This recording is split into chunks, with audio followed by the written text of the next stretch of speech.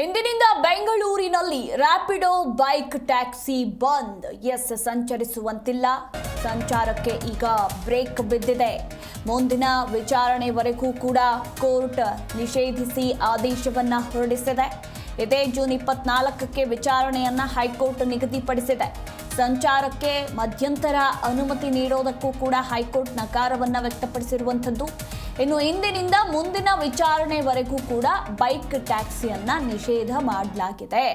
ಮೇಲ್ಮನವಿ ಅರ್ಜಿಗಳ ವಿಚಾರಣೆಯನ್ನ ಇದೇ ತಿಂಗಳು 24ಕ್ಕೆ ನಿಗದಿಪಡಿಸಿದೆ. ಬೈಕ್ ಟ್ಯಾಕ್ಸಿಗಳ ಪರ್ಮಿಟ್ ನಿಯಮವನ್ನ ರೂಪಿಸೋದಕ್ಕೆ ಒಂದು ಕಡೆ ಸರ್ಕಾರ ಸಿದ್ಧ ಇಲ್ಲ. ಕೇವಲ 8 ರಾಜ್ಯಗಳಲ್ಲಿ ಮಾತ್ರ ಬೈಕ್ ಟ್ಯಾಕ್ಸಿಗೆ ಪರ್ಮಿಟ್ ಅನ್ನು ನೀಡಲಾಗಿರುವಂಥದ್ದು, ಪರ್ಮಿಟ್ ನಿಯಮವನ್ನ. ಇನ್ನು ಕರ್ನಾಟಕ ಸೇರಿ ಉಳಿದ ರಾಜ್ಯಗಳಲ್ಲಿ ಅನುಮತಿ ಇಲ್ಲ. 4 ವರ್ಷಗಳಿಂದ ಮಧ್ಯಂತರ ಆದೇಶದ ಮೇಲೆ ಬೈಕ್ ಟ್ಯಾಕ್ಸಿಗಳು ಓಡಾಡ್ತಿವೆ. ಸದ್ಯ ಬೈಕ್ ಟ್ಯಾಕ್ಸಿಗೆ ನಿಷೇಧ ಹೇರಿದೆ ಹೈಕೋರ್ಟ್. ಹೀಗಾಗಿ ಮುಂದಿನ ವಿಚಾರಣೆವರೆಗೂ ಕೂಡ ಬೈಕ್ ಟ್ಯಾಕ್ಸಿ ನಿಷೇಧ ಮಾಡಲಾಗಿದೆ.